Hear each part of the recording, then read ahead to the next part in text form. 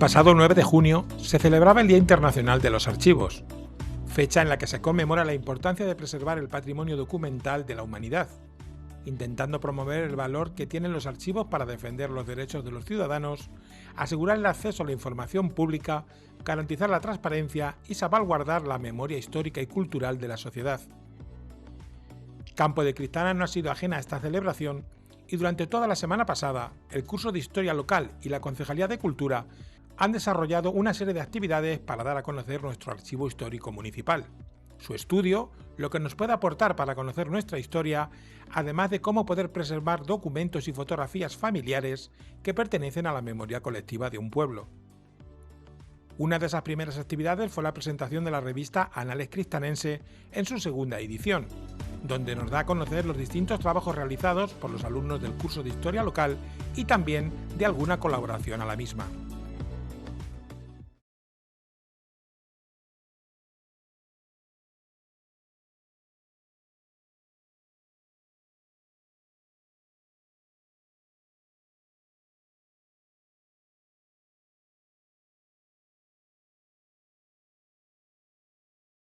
Vamos a pasar a presentar la nueva revista. Bueno, ya sabéis, para quien no lo sepa, en el año 2018 creamos un blog para difundir pues, todo lo que íbamos haciendo en el taller, porque pensábamos que muchas veces no llegaba a la gente a la que le tenía que llegar. Y creamos ese blog y a partir de ahí, bueno, con el paso de los años, pues tuvimos la suerte, también con el apoyo del Ayuntamiento y con la imprenta de la Diputación, de convertirlo en una revista, que ya habéis visto el éxito que tuvo el primer número y que hoy empezamos a vender también. Así que, bueno, yo lo que me gustaría es, sobre todo, destacar, este es el primer número, destacar también el papel que tiene esta gente del curso, que en su mayoría son historiadores amateurs, y no os imagináis el mérito que tiene y que tenéis por hacer el trabajo que hacéis vosotros y sobre todo por la tarea también de hacerlo llegar a la gente, ¿vale? Así que, bueno, el año pasado no presentamos el primer número, pero aquí os lo enseño y por si no lo tenéis, creo que quedan algunas ahí abajo por si lo queréis.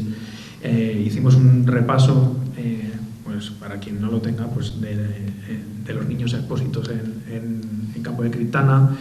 También se habló de los serenos, del origen de los serenos, y también un artículo sobre la mortalidad y las condiciones de vida desde el siglo XIX, finales del XIX hasta mitad del XX, y luego unos artículos sobre el Centro de Reclutamiento e Instrucción Militar del Ejército Republicano durante la Guerra Civil y la posguerra y el Día del Plato Único y la fonda de Criptana, sobre todo la fonda Pintor.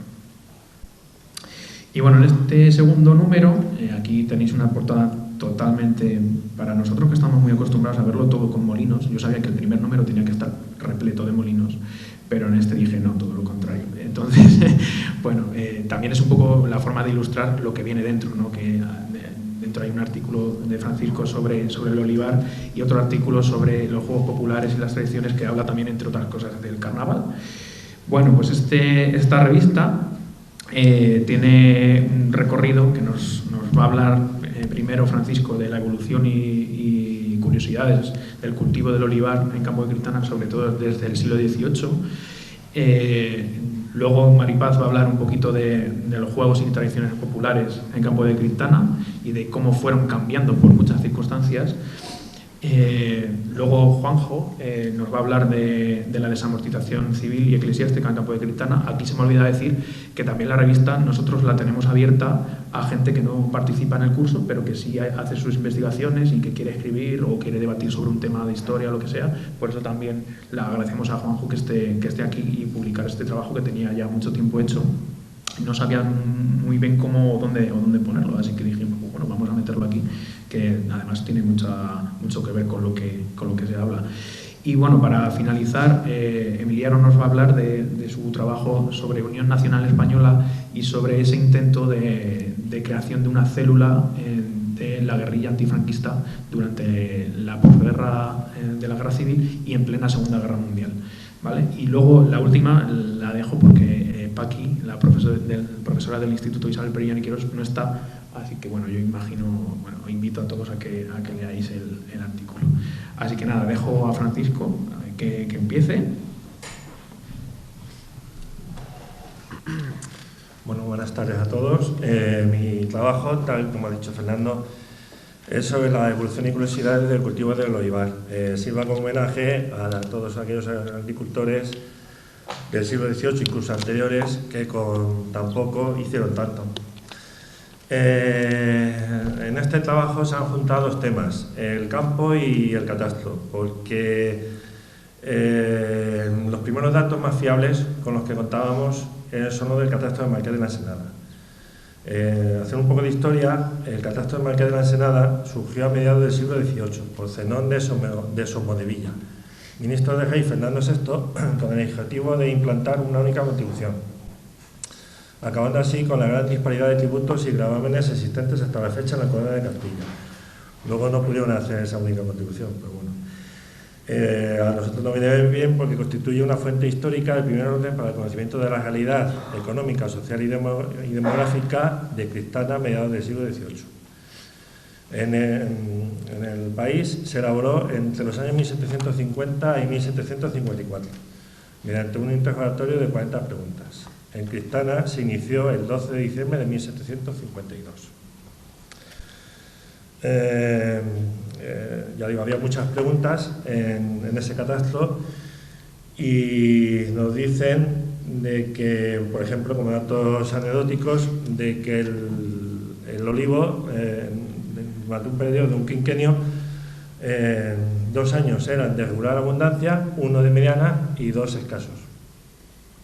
Y que las plantaciones eran de olivas y otras de olivas terciadas con viñas. Hay que ver como dato curioso que en el catastro Marqués de la Ensenada el 80% de la superficie era cereal. De hecho, también el edificio del Pósito, la importancia que tenía, porque no es como ahora. El cultivo más importante era el cereal y casi el viñedo y el olivar tenían un 3% más o menos de la superficie. En cuanto al número de olivos, Campo de Cristal contaba con 26.273 olivos solo en el tierra de olivar y 19.586 interpolados con vides, lo que supone un total de 45.859 olivos en el siglo XVIII. Hay que ver la bien del catastro de Marqués de la Ensenada, no sabemos si sean datos reales o no, pero que tenían contados el número de olivos diferenciando por tierras de un solo cultivo o con viña. De esos olivos, si alguno queda todavía, tienen datados 274 años.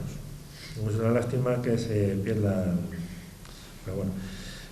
También nos ha dado el catastro de Marqués de la Ensenada un dato curioso de que existían 7 molinos de aceite. 7 molinos de aceite que no eran como los actuales, sino que el funcionamiento era alguna piedra y una viga y un animal que daba vueltas. El primero era el conde de las Calzuelas, el segundo de Josefa Liciana, el tercero de don Juana de Castilla, vecino de Mota del Cuervo, el cuarto de don Manuel Vicente de las Infantas, el quinto de los licenciados don José y don Francisco Muñoz en Estosa, presbíteros y hermanos. El sexto de Inocencio Ubaldo de Quirós y Arias y sus hermanos, y el séptimo de don Diego Martínez Sepúlveda. Como objetivo de este trabajo era dar a conocer datos curiosos sobre el cultivo del olivar, plantación, producción de esos rendimientos, número de molinos de aceite y cómo en siglos anteriores los vecinos del pueblo ya se preocupaban sobre el tema. Las fuentes consultadas han sido mayoritariamente el Archivo Histórico Municipal. Entre los documentos que dentro del archivo se han consultado ha sido correspondencia, datos de cosecha y producción de aceite en varios años, que van en algunos epígrafes del trabajo, estadísticas agrícolas sobre la cosecha de aceituna, expediente de constitución de la Junta de Precios de Aceite y Aceitunas o libro de acta del Ayuntamiento. El catastro del Marqués de la Ensenada, aunque también está en el archivo histórico, se consulta a través del portal de archivos españoles, PARES, que también es una plataforma para consultar archivos. También se han consultado fichas municipales emitidas por el Servicio de Estadística de Castilla-La Mancha en relación a los datos de los últimos años, los mapas topográficos de los años 1986 y 1965 del Instituto Geográfico Nacional, donde se localizan, donde están las plantaciones de olivar en esos años. El Archivo Histórico Provincial, en relación con el incendio que tuvo la almazara que empezó la Hermandad de Labradores.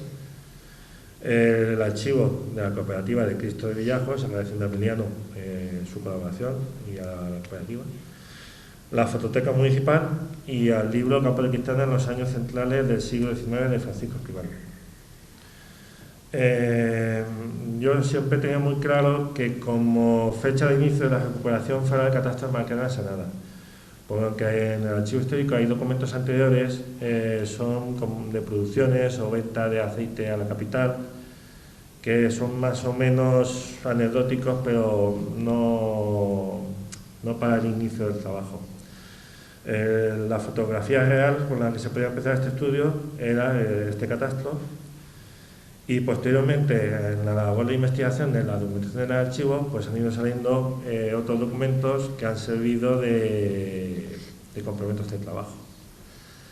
Las conclusiones que se han sacado son que el cultivo de olivar ha sido siempre un sector importante en la vida de los ciudadanos de Cristana y que viene de siglos, no tratándose de una moda actual. Tal como he dicho anteriormente, en el catastro de Marqués de Senada existía tanta superficie de olivar como de viña. Un dato que ha llamado mucho la atención, han sido las almazaras existentes en este municipio: 7 molinos en el año 1752 y 3 a principios del siglo XX, siendo un dato más curioso el ubicado en el edificio actualmente ocupado por la Guardería Municipal, en la calle Virgen con la calle Guindarera, que aunque no se han encontrado datos de producciones, sí se encontró en un libro de actas municipales el que iba en parte de la cooperación con la viuda del Marqués de Torre Mejía a hacer su adquisición del edificio.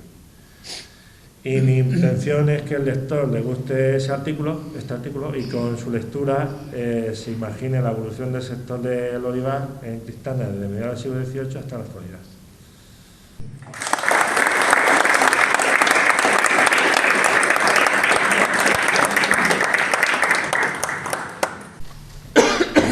Bueno, mi trabajo es juegos y tradiciones populares en Campo de Cristana entre los siglos XVIII y XX, y elegí este tema porque siempre me han llamado la atención los juegos populares y sobre todo las tradiciones de mi pueblo. Las fuentes consultadas son el Archivo Histórico Municipal,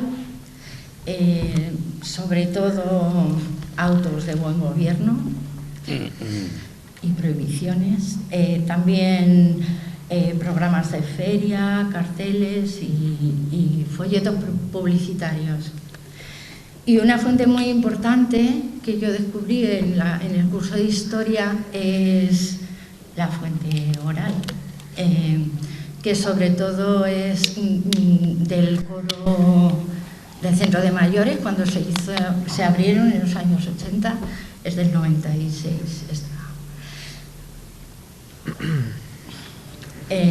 Bueno, hemos dividido el trabajo en dos fases. La primera, la era de las luces, ilustración y liberalismo, siglo XVIII y XIX. Y bueno, en esta época sobre todo lo que hay es prohibiciones, autos de buen gobierno y, por ejemplo, voy a leer, aunque lo veáis, un montón de prohibiciones a las tradiciones populares. Y dice que las inmediaciones de las iglesias no se hagan bailes, alborotos, griteríos y regocijo que puedan perturbar la devoción cristiana, que nadie dé brincos de día ni de noche, que nadie juegue, que no juegue a naipes, dados, que los jornaleros no anden vagando por las calles ni queden por la plaza bajo pena de multa y cárcel, que los labradores no se junten en cuadrillas, que ninguno sea osado de embriagarse, que el dinero se tiene que usar para donaciones y devotas obras. Bueno, hay un acto de condenación en feria, bueno, pues se encontró en la villa de Campo de Cristana el 20 de septiembre de 1824 se ha dado noticia reservada que en la Plaza Real, con motivo de la feria de este pueblo, se está jugando a juegos prohibidos. Mandó pasar a la expresada plaza, donde halló que José García, de Madrid, tenía un juego de números pintados en un lienzo con el sol y la luna y una cajita de bolas, cada cual con los mismos números y pinturas. Bueno, lo que hicieron las autoridades es quemar el juego en la plaza para que lo viera todo el mundo y una multa importante, me imagino. Seguimos con los autos de buen gobierno de las élites ilustradas, ¿no? Que lo que querían era quitar todo lo popular, yo creo. Y dice que se haga saber por el pregonero en los sitios de costumbre que en estos días de carnaval ninguna persona use disfraces, solo los que tengan licencia para demandar licencia para las ánimas con permiso del cura párroco, que nadie tire naranjas, que nadie cause ruidos y alborotos en la inmediación del templo, que no salgan con perros y escopetas, sobre todo los plebeyos, siempre los plebeyos, el pueblo. Y luego la siguiente fase, finales del siglo XIX, finales del siglo XX, que ya no hay tantas prohibiciones y el ayuntamiento se encarga de organizar las fiestas y de organizar los juegos y tal. Y aquí sí que vemos juegos, carreras de gallos, carreras de resistencia, de velocidad, de bicicleta, cucañas, carreras de cintas. Pues nada, ya se organizan muchos juegos populares y bueno, pues básicamente la conclusión es que los juegos populares y las tradiciones populares, contra viento y marea, aunque en el siglo XVIII y XIX las quisieran prohibir aquí en Cristana, pues no lo consiguieron. Y una de las tradiciones es que los niños jugaban a la Semana Santa. Y aquí está mi hijo con sus amigos. Y bueno, y de la transmisión oral, pues tuve la suerte, no lo valoré en ese momento, pero ahora lo valoro mucho desde que estoy en historia. Tuve la suerte de poder hablar con esta gente mayor del coro de Centro de Mayores. Hicimos un cancionero con sus canciones y sus historias. Y bueno, es muy curioso que aunque las canciones populares y los juegos son iguales prácticamente en todos los sitios, pues cada pueblo tiene su letra o su... Y, por ejemplo, venimos de Beniñar, de las Viñas de Bahillo, bueno, ya lo habéis visto, no nos quieren pagar porque hemos roto un lebrino. Y contaban que cuando estaban en las quinterías, pues empezaban a cantar una jota, estas de la Mancha Manchega, y no paraban de salir estrofas, cada vez más picantes y cada vez más graciosas. Estate quieto, Martín, no me tires del refajo, si te quieres divertir, mete la mano por bajo. Y también, bueno, la Iglesia y el gobierno en el siglo XVIII querían, o sea, iban contra el pueblo, os parecía que... Y luego, pues con la dictadura también, entonces cantaban muchas canciones, esta es del que sí, que no, que, contra los curas, claro. No canto porque bien sé, ni canto porque bien canto, los que cantan son los curas, que cantando ganan cuartos. Y nada, pues eso. También hemos visto que los juegos populares son universales, que prácticamente todo el mundo se juega. Muchas gracias.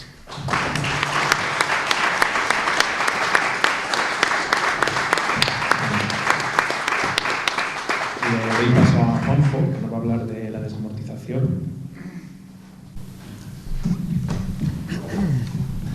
Muy bien, pues buenas tardes, noches ya, alcalde, viceconsejera y miembros de la corporación. miembros de la mesa y los amigos y amigas de la historia que estáis aquí hoy acompañando en este inicio de la Semana Internacional de los Archivos. Quiero agradecer a Fernando, se lo agradecía hace unos meses cuando en este mismo edificio presentábamos mi libro de vida municipal durante la Segunda República en Campos de Cristana. Te quiero felicitar hoy también porque te vas superando año tras año y sobre todo también felicitarte por ese nombramiento de cronista oficial de la Villa de Campos de Cristana. Enhorabuena y estoy completamente seguro de que te lo mereces y que lo vas a hacer muy bien. Y volveré seguramente a agradecértelo dentro de unos meses cuando presente mi próximo libro, Posguerra y Autarquía en Campos de Cristana, allá por el mes de marzo del año que viene. ¿Qué es la desamortización? Mejor, ¿cómo surge este trabajo? Este trabajo, por lo que veo, es el más antiguo de todos los que se presentan en la revista, porque empecé a escribirlo cuando estaba estudiando la carrera en Madrid, hace ya algunos días, ¿no? Mi visita al Archivo Histórico Nacional para hacer un trabajo de más de conjunto, pues me descubrió una serie de datos de mi pueblo, de Campos de Cristana, que son los que hoy se han trasladado de una manera breve, porque el estudio es mucho más amplio, a esta revista. Y te quiero dar las gracias también porque, como lo ha dicho, yo no soy alumno del taller de Historia, pero sí que estoy muy pendiente de los trabajos que vais haciendo y de los descubrimientos que vais elaborando y no descarto el poder apuntarme en próximas ediciones. ¿Qué es la desamortización? Pues la desamortización no es ni más ni menos que un fenómeno que se llegó fundamentalmente durante el siglo XIX en España, tanto por gobiernos liberales como por gobiernos conservadores, en el cual las propiedades vinculadas o sujetas a algún tipo de vínculo, bien fueran de ayuntamientos, los bienes de propios, o bienes de la Iglesia, tanto del clero regular como del clero secular, bienes de beneficencia o de instrucción pública, se ponen a la venta, pasan al Estado, el Estado los vende y esos bienes pasan a ser bienes libres, que pueden volver a venderse y hacer con ellos lo que uno quiera. Los dos ejemplos más claros que tenemos son, o más conocidos, son la desamortización de Mendizábal a mediados del siglo XIX y posteriormente la de Madoz a partir de mediados del siglo XIX. Pero se fueron vendiendo propiedades todavía incluso en las primeras décadas del siglo XX. Es decir, estamos hablando de un fenómeno que dura aproximadamente 150 años y que, como veremos ahora, como hago como conclusiones en el trabajo, tuvo unos efectos muy negativos para la economía española, sobre todo para la economía de los pueblos, como Campos de Cristana, que se vieron desposeídos de la mayoría de sus bienes. Para que os hagáis una idea, a nivel nacional se vendió un 35% de bienes de la Iglesia, un 15% de la beneficencia y de instrucción pública y la mitad eran de los ayuntamientos y en muy poca proporción del Estado.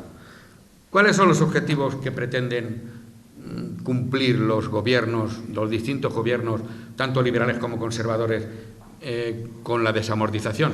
Pues lo que quieren hacer es una especie de reforma agraria, pero lo que se hicieron fue una reforma agraria completamente al revés. Se quiso poner en manos de arrendatarios y de jornaleros propiedades que no tenían. Y también, quizá el objetivo más importante que se persigue por este tipo de gobiernos era pagar la deuda pública.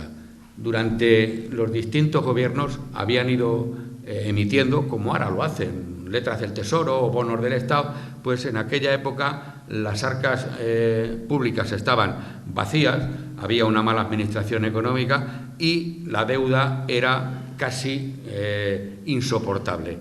La decisión que toman los gobiernos de aquella época es decir, pues vamos a vender los bienes de toda esta gente, no los nuestros, y con lo que saquemos pagamos la deuda pública. No fue así. Y fijaros que se llegaron a vender se llegaron a recaudar más de 14.000 millones de los reales de aquella época. Por tanto, ni reforma agraria ni cancelación de la deuda. ¿Por qué? Porque para vender alguien tiene que comprar, está claro. ¿Y quién compra? Quien tiene dinero. Quien tiene dinero, es decir, los ricos, los latifundistas de la época, y una clase que había ascendido durante los últimos años, que es la burguesía comercial, que se había enriquecido precisamente por desarrollando el comercio. Para que os hagáis una idea, en Campo de Cristana, el 5% de los contribuyentes que había en esa época, a mediados del siglo XIX, eran los dueños del 70% de las tierras de Campo de Cristana. Lógicamente, después de la desamortización, van a ser todavía más dueños, mientras que un montón de arrendadores, pequeños agricultores que arrendaban las tierras, le proporcionaban a los ayuntamientos unos beneficios importantes. Concretamente, al Ayuntamiento de Campo de Cristana, en aquella época, el arrendar los bienes solo del ayuntamiento, le proporcionaban unas rentas de 40.000 reales. Con eso, el ayuntamiento pues, arreglaba los caminos, ponía la sanidad, la educación, entre comillas, de aquella época.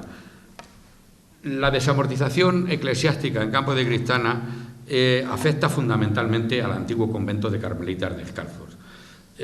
Primero se venden, con la llegada, el retorno del absolutismo, Fernando VII se vuelven a devolver, pero en 1941 los bienes del convento ya no figuran como tales y seguramente que se vendieron durante la última época de Mendizábal.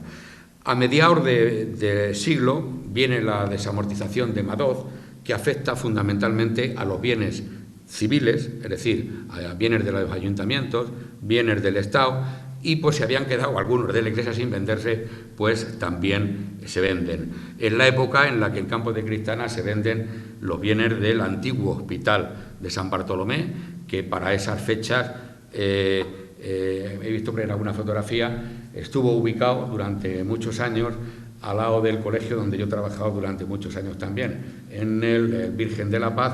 Pues en esa zona, al final de la calle del Norte, es donde se ubicó el antiguo hospital de San Bartolomé, que antes había estado donde estuvo el teatro. Termino. Ni se pagó la deuda, ni hubo una reforma agraria, que es lo que se pretendía, sino que las consecuencias fueron mucho más graves. Los ayuntamientos, muchos ayuntamientos se arruinaron. El latifundismo que se quería combatir se ve incrementado, porque como he dicho antes, los que compraron eran los que ya tenían tierras. Habréis visto, no me da tiempo a mirar por ahí en los nombres de los apellidos, lo dicen todo de quién compró en la desamortización. No hubo escrúpulos. Católicos fervientes compraron bienes de la Iglesia sin ningún tipo de problemas, y hasta un alcalde en aquella época, no sé que es Baillo, lo que no sé es cuál de ellos, porque como hay tantos, compró bienes del propio ayuntamiento. El alcalde se compraba los bienes del ayuntamiento. Eso es como si Santiago mañana sacas a subasta al teatro y te lo quedas tú. Aparece una nueva figura, porque los jornaleros desaparecen, los arrendatarios desaparecen, y surge la figura del proletariado agrícola, que masivamente se va a poner en brazos de los sindicatos de clase y de los incipientes partidos políticos de izquierda que ya empiezan a funcionar en el territorio nacional. Y se producen, esto tiene un efecto que hoy, cuando vamos por la carretera, por el término nuestro, vemos algunas carrascas todavía de sobrevivir, algunas encinas. Había muchas más. Había cientos de hectáreas de encinas que se venden. El Monte Viejo, por ejemplo, se vendió, eran casi 800 hectáreas, lo compró un tal Juan Vicente Salcedo, 800 hectáreas que se roturaron, es decir, que se le cortaron los árboles, y eso produjo una deforestación en toda España a mediados del siglo XIX, pues que tuvo sus consecuencias también. Y como última consecuencia se produce un éxodo masivo hacia los núcleos de población, hacia las capitales. ¿Por qué? Pues porque esos jornaleros que antes trabajaban en las tierras de propios de tal, que ahora son vendidas, se quedan sin tierras que arrendar y sin tierras que trabajar. Y muchos de ellos, como he dicho, se echan en manos del nuevo proletariado agrícola y también en manos del bandolerismo. Precisamente esta consecuencia es la que hace que el duque de Ahumada, a mediados del siglo XIX, pues cree la Guardia Civil. No tiene otro objetivo. Las otras cosas que nos han contado no son verdad, el objetivo era ese. Muchas gracias.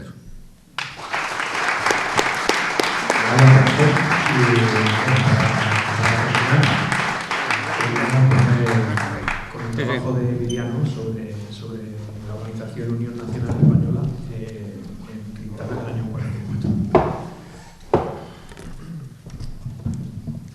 Bueno, buenas noches. Mi trabajo trata sobre la UNE. UNE es el acrónimo de Unión Nacional Española. ¿Qué fue la Unión Nacional Española?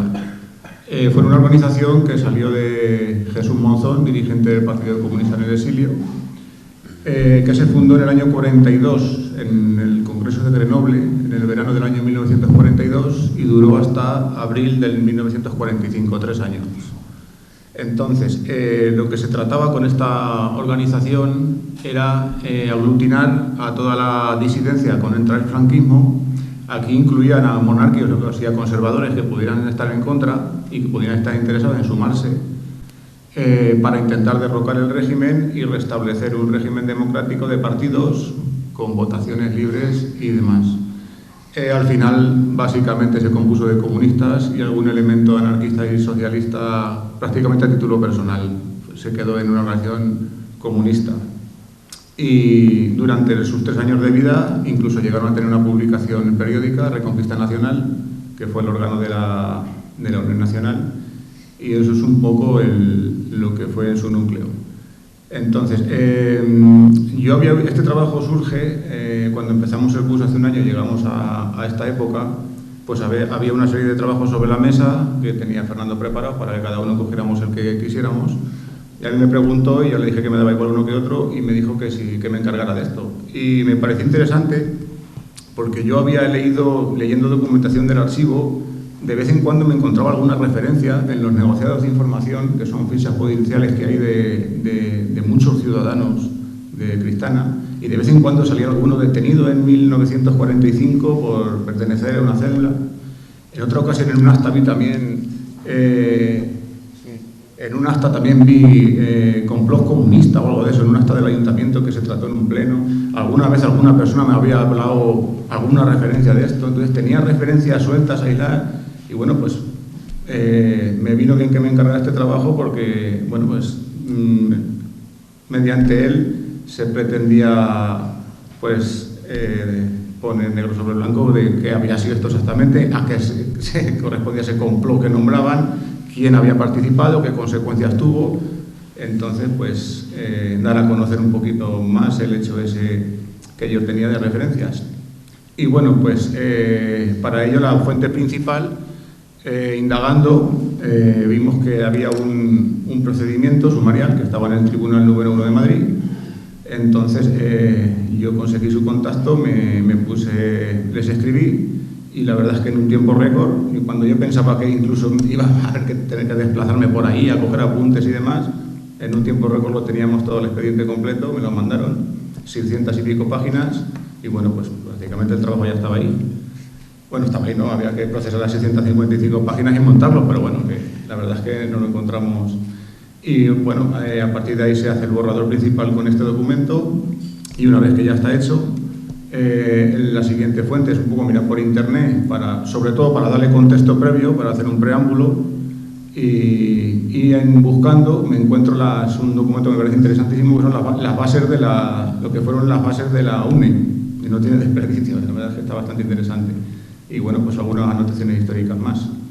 Y luego ya también hubo otras 2 fuentes más. Una son algunos apuntes que tenía del Archivo Histórico Municipal, concretamente de los negociados de información y de la causa general, también había alguna referencia por ahí.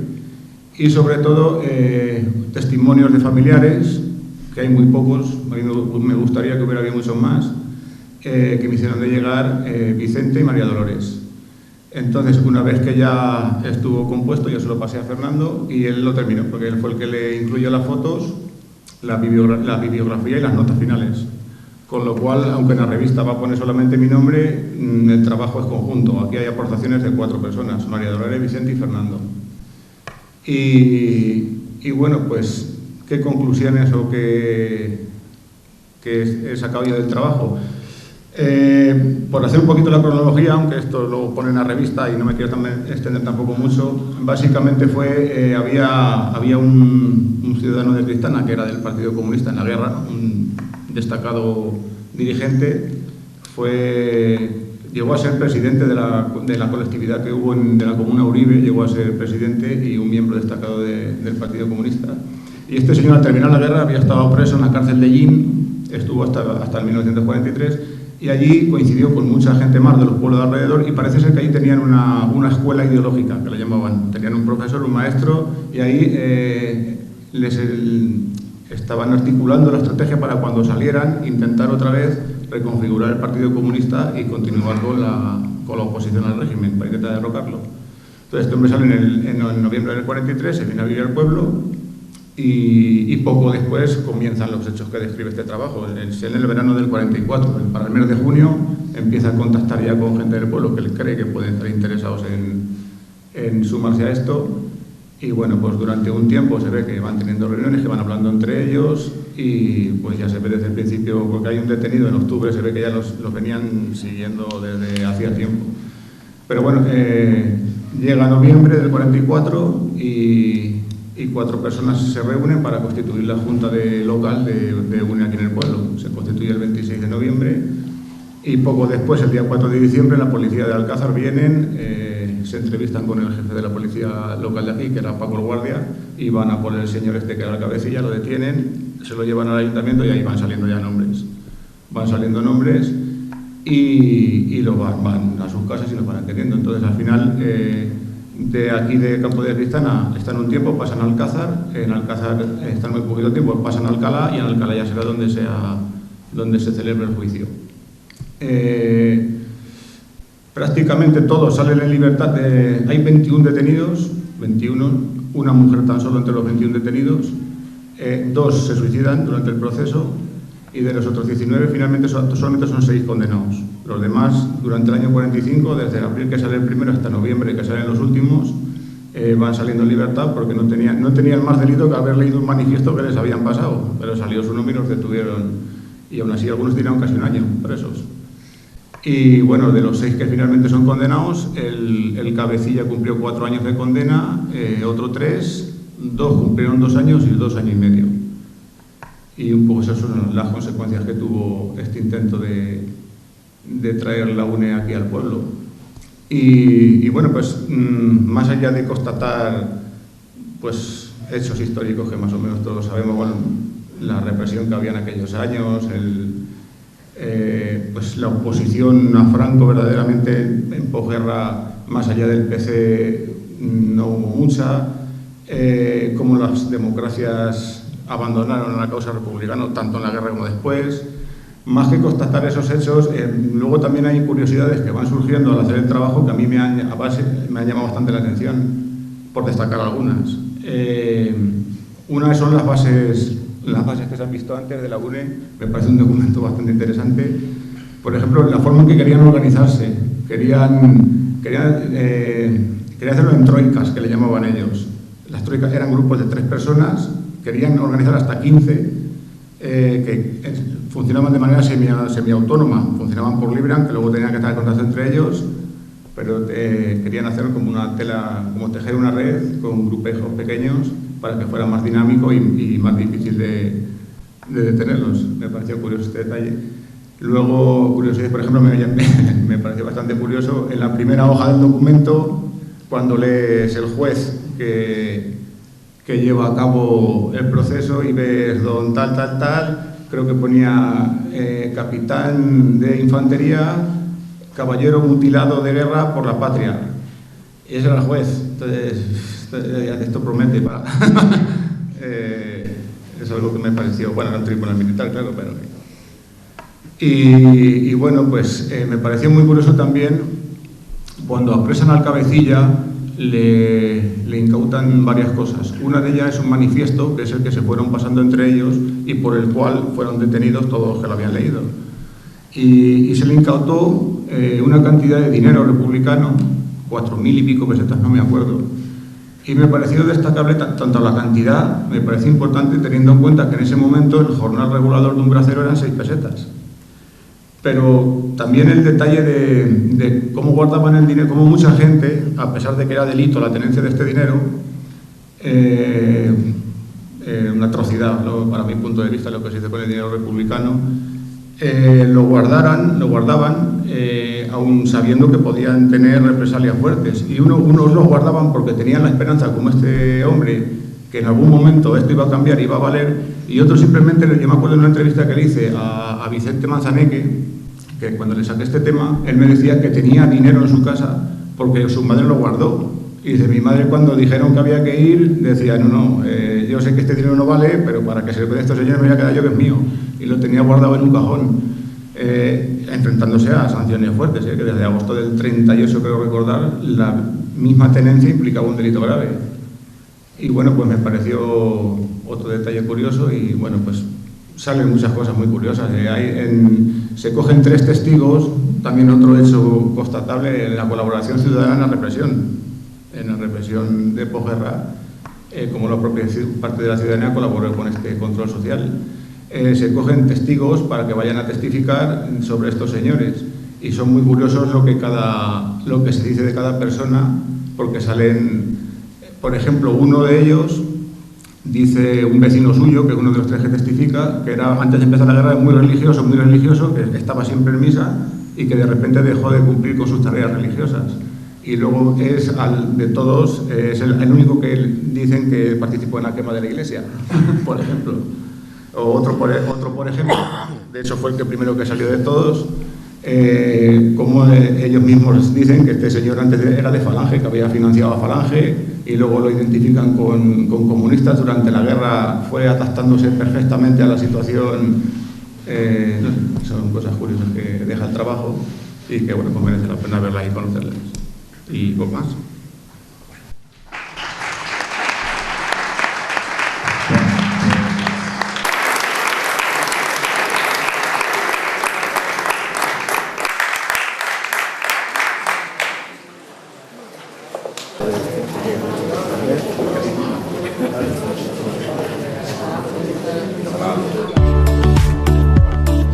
Todas las jornadas realizadas con motivo del Día Internacional de los Archivos han girado sobre el valor de nuestro archivo histórico municipal.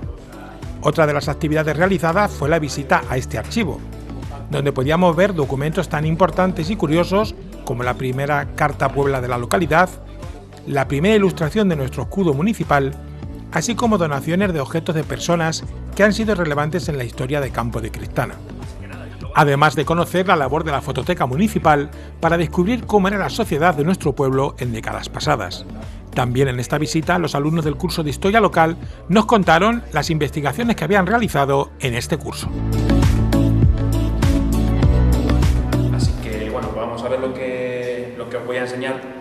Aquí tenemos una pequeña muestra de algunos documentos que por lo general son cosas que hemos estado viendo durante este curso. Normalmente siempre había un único grupo, que era un grupo más de investigación. La mayoría de los que estamos aquí son de ese grupo, que van a contar un poco cómo es su trabajo con el archivo, porque el archivo, muchas veces la gente se piensa que tú entras al archivo y encuentras la historia contada, y no. El archivo es un archivo administrativo de un ayuntamiento con expedientes administrativos, tanto del siglo XXI-XX como ahora, como del siglo XIV.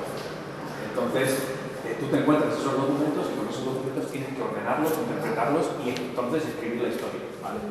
Bueno, pues ese es el trabajo que ellos hacen. Nos van a explicar cómo hacen ellos sus trabajos y luego cómo hacemos un trabajo que tenemos conjunto, que llevamos ya 2 años haciendo, que es el que estáis viendo en las paredes y en los paneles y el que se puede ver aquí en esta televisión, que es un trabajo sobre los cristaneses que estuvieron en la Segunda Guerra Mundial, ¿vale? Al principio parecía que íbamos a encontrar a 3 o 4, llamábamos varias decenas. Así que en todos los frentes, en todos los bandos, una barbaridad de trabajo que creíamos que nos iba a llevar un año y llevamos ya 2 y no hemos terminado, pero bueno, tenemos un primer resultado que es un documental que a ver si lo sacamos dentro de poco, pero que ya podéis ver aquí una primera aproximación. Ahora os invito, cuando terminéis y tenéis tiempo, mientras que viene el otro grupo, a sentaros aquí, o si no, a venir uno de estos días y verlo, porque yo creo que es muy interesante, es la primera parte. Bueno, ¿qué es un archivo? Para que sepáis un poco lo que vamos a ver. Pues un archivo, si nos ponemos estrictos, es, digamos, el conjunto orgánico de documentos surgidos de la actividad de una institución o de una persona. Al fin y al cabo, no es un conjunto de papeles ahí antiguos, sino que esos papeles tienen unas funciones derivadas de la actividad pues, de una institución, en este caso como del ayuntamiento. Entonces, ¿qué nos vamos a encontrar? Pues eso, lo que os he contado antes, los documentos administrativos desde que existe el ayuntamiento hasta hoy. ¿Desde cuándo existe el ayuntamiento? Pues no sabemos año exacto, pero los primeros documentos que tenemos son de la Edad Media y son, en este caso, que lo vamos a ver, el de una carta de privilegios de 1371, ¿vale? Bueno, pues gracias a esos documentos podemos reconstruir la historia del campo de Criptana desde la Edad Media hasta nuestros días. Para irnos más atrás teníamos que recurrir a otros archivos donde hay también documentos medievales o ya irnos a la arqueología, ¿vale? Así que nada, vamos a explicaros un poco que os hablen los alumnos. Pues mira, el trabajo que tenemos, el encabezamiento que tiene el póster que es ni más ni menos que un pequeño resumen de las andanzas de este hombre, nos dice de Arenales a la URSS, el americano.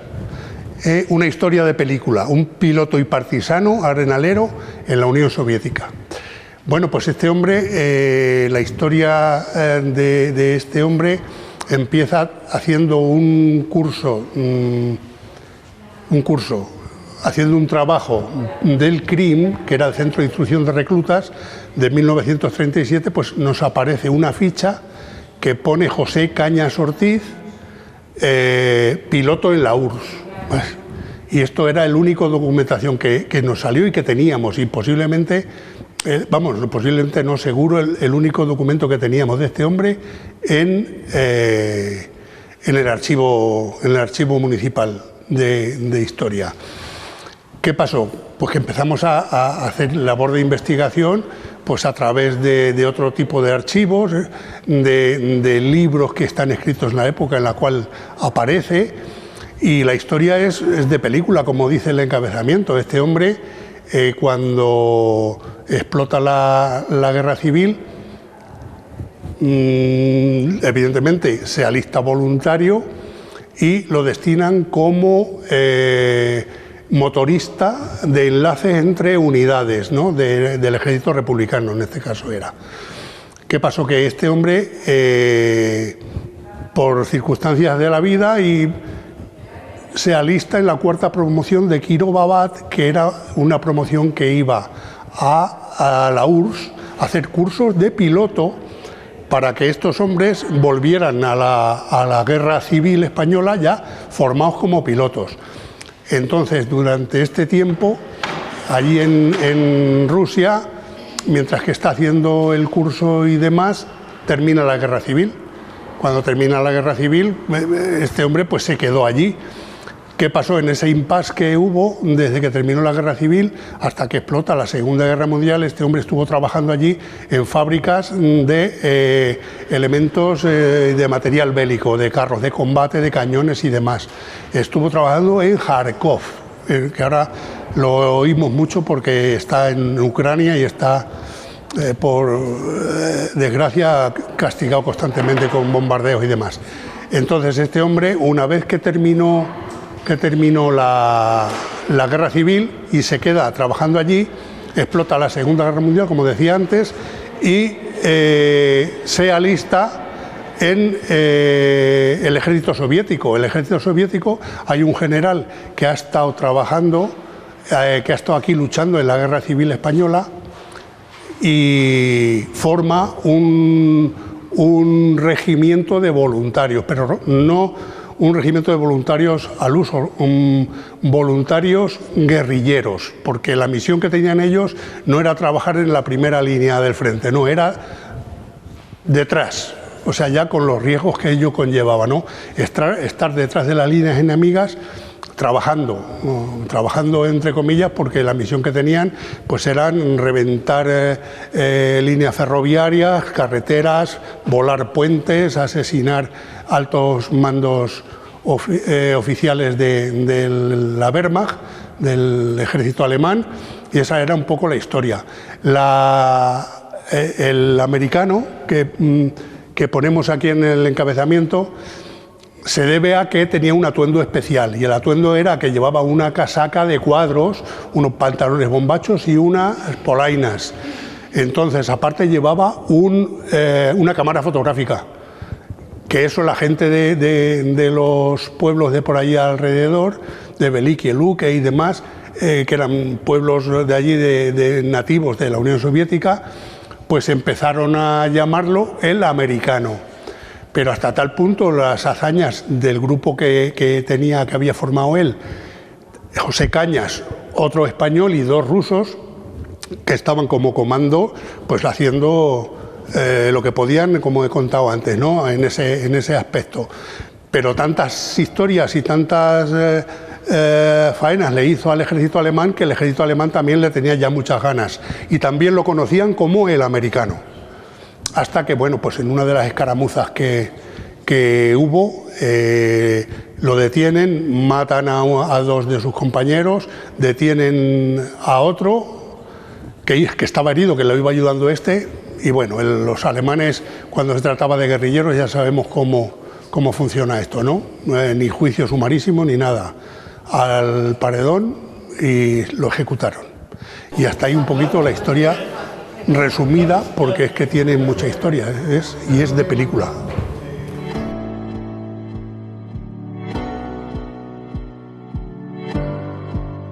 El trabajo es del Holocausto español, que trata de los españoles que estuvieron en los campos de concentración nazi. Entonces, de aquí, de Campo de Cristana, encontramos a 5 personas que, bueno, principalmente mi trabajo ha estado relacionado con Ángel Sepúlveda Beamuz, y estos cristanenses huyeron a Francia al final, en los últimos meses de la Guerra Civil Española, eran republicanos y pensando que allí iban a estar amparados, pero no fue así, porque cuando viene la Guerra Mundial en el 1940 y Alemania invade Francia, pues estos ya fueron prisioneros de guerra. Estuvieron en campos de prisioneros allí en Francia y luego fueron deportados al campo de concentración de Mauthausen. De estos 5, 3 de ellos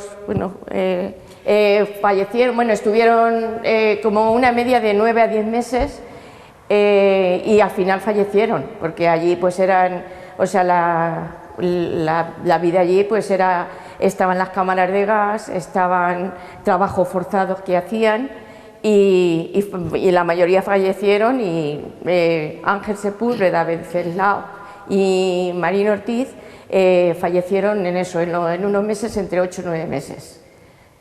Hemos contactado a través de las fuentes, pues ha sido el archivo español, el archivo también creo que es el Nacional de Mauthausen, y hemos contactado también con sus familiares que hay aquí en Cristana, y pues de todos hemos recogido fotos y ya está. Bueno, ahora Mari Paz puede hablar de los otros 2 que tenemos más. Bueno, pues continúo con los cristanenses en los campos de concentración nazi. Ya ha hablado María Rosa de 3 de ellos, y hubo 2 que sobrevivieron, que son Eliseo y Eleuterio, y bueno, pues luego contaron pues cómo vivieron allí, cómo veían morir a la gente por las cámaras de gas, por hambre, han contado lo que sufrieron. Y al final, Eleuterio Espada Vidal aparece en la foto de Mauthausen cuando son liberados los prisioneros. y aparece él. Y bueno, pues nada, su vida cuando acabó el Holocausto fue en Francia, básicamente. Luego visitaron el pueblo, pero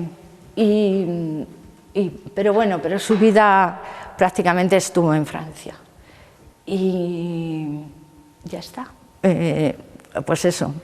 La historia es la misma que ha contado María Rosa, pues subieron a Francia y en Francia los subieron al tren de Mauthausen, los hicieron prisioneros y allí estuvieron hasta que fueron liberados. Eliseo se casó con una española que vivía en Francia y Eleuterio pues visitó el pueblo después de la muerte de Franco y acabó murió en España también, en Valencia, a los 82 años. Así que, bueno, pues aparecen los nombres y se busca en Arolsen, creo, donde estuvieron y entonces empezamos a buscar familiares. Nos los repartimos y empezamos a buscar familiares y a preguntar si sabían. A ver, la mayoría sabían muy poco, porque, por ejemplo, Ángel Sepúlveda se fue, no supieron nada, hasta ya que casi, pues, cuando le pusieron la placa, o cuando ya, yo qué sé, cuando acabó la dictadura, me imagino. Entonces, la mayoría de ellos saben muy poco, pero los que han sobrevivido pues nos han contado, pues eso, cómo fue su vida allí y lo después. Sí, porque luego nosotros tenemos información de Alemania y de otros sitios y entonces se lo vamos contando a ellos y ellos van, claro, van sabiendo, por ejemplo, pues dónde estuvo, acabó en Mauthausen, pero antes estuvo a lo mejor en otro campo de Austria, entonces le vamos completando la información, claro, sí.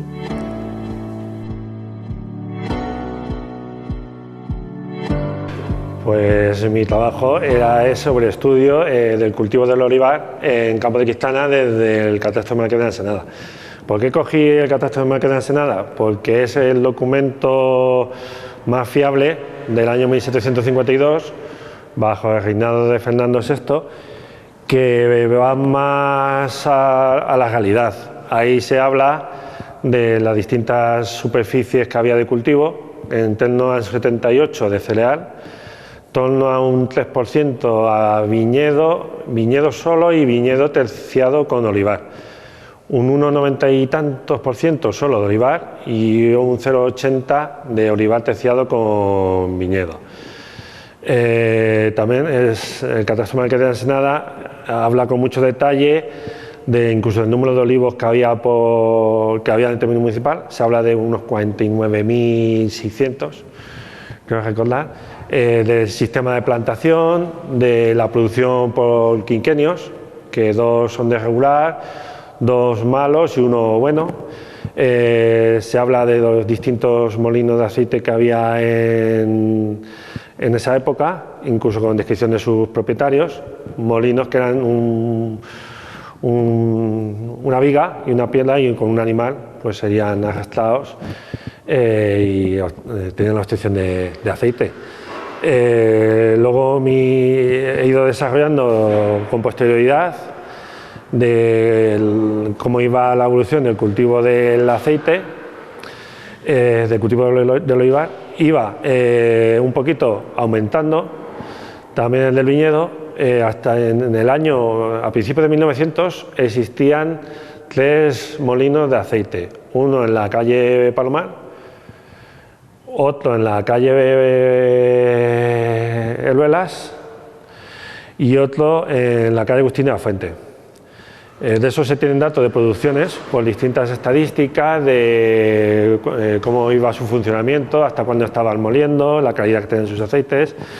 Y luego, mirando las actas del ayuntamiento, nos salió otro molino del Marqués de Torremejía, que estaba en la calle La Virgen, con la esquina de la calle Guindalera, en el edificio que actualmente ocupa la Guardería Municipal.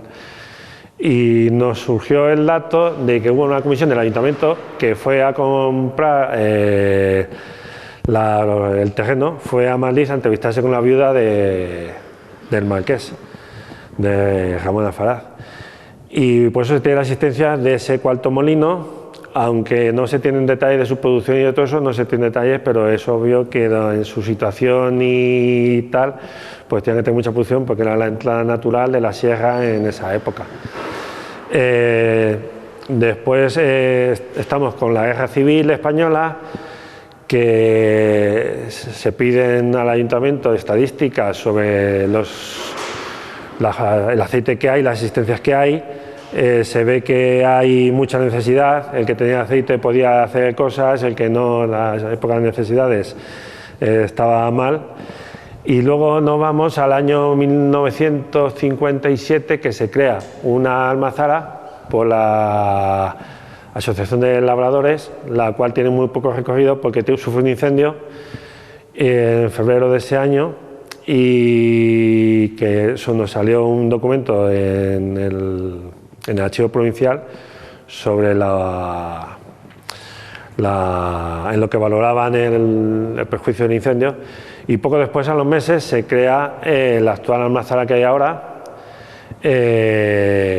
Cristo de Villajos, con varios agricultores, y se crea la almazara, y ya pues a la evolución actual, que ahora se está sufriendo otra vez un aumento del cultivo del olivar, pero no es el cultivo mayoritario en el término municipal.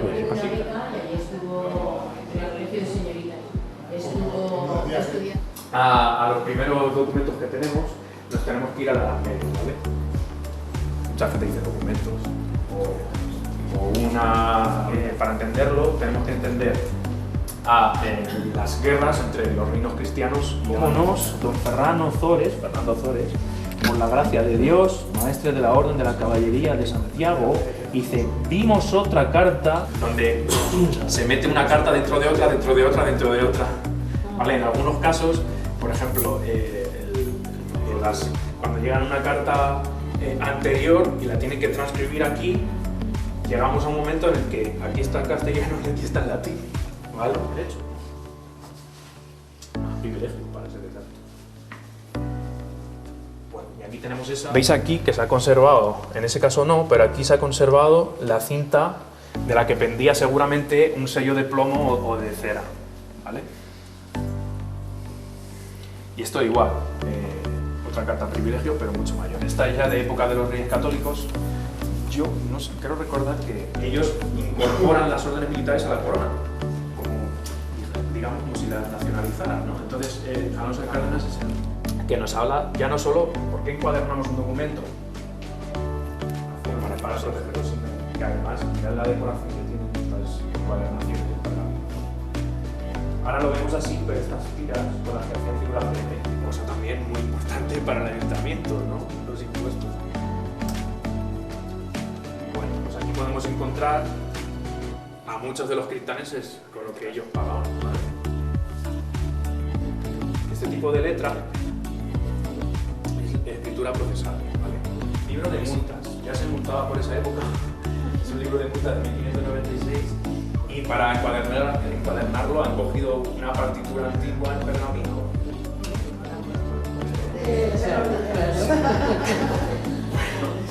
Y bueno, eso también lo podemos ver en todos esos debates, ahora está la guardería, ¿vale? Esta es la inauguración. Estas revistas también, que ya son...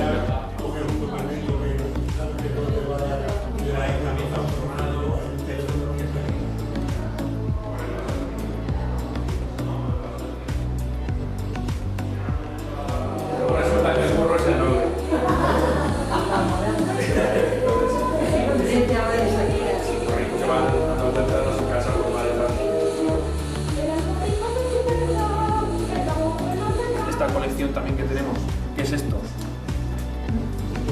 ¿Un disco de qué? De vinilo. ¿De vinilo no? De pizarra. Las pizarras, que la gente que tiene cosas en su casa aquí van a estar mucho mejor conservadas. ¿no? Bueno, pues esto es una ejemplación, no es mucha, pero es bastante valiosa, sobre Metodio Quintanar Funes, que tiene algunos discursos escritos por él, fotografías de sus hermanas, y luego pues una serie la medalla de la Orden de Carlos III. ¿Vale? Es una cosa bastante... Si te dan la medalla de la Orden de Carlos III, ojo. Bueno. Qué bueno.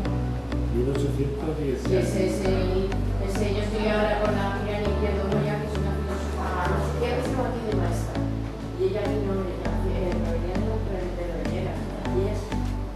Esto lo recomiendo, esto es un escáner que nos regaló una persona que venía aquí a consultar el archivo. Y es un escáner. ¿Un escáner rápido? Sí, hombre, de calidad no es el mejor, pero para andar por casa viene súper bien. Ya lo creo.